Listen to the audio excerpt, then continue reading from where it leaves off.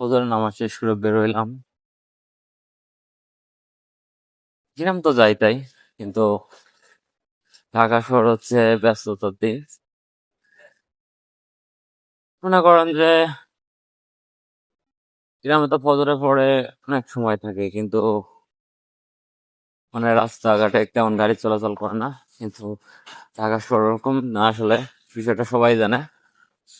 আর ফজর আজান দিয়া মানে ব্যস্ততা জীবন। যেমন মনে করেন সেহরি খাওয়া দাওয়া শেষ করছি, নামাজ পড়লাম, এখন অফিসের জন্য বের হইলাম। তাহলে কি ব্যস্ত সময় না?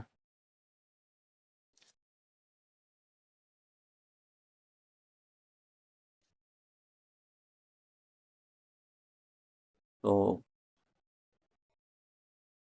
আমার মতন কি আছেন এরকম ব্যস্ত জীবন নিয়ে? একটু জানাবে না কমেন্ট বক্সে?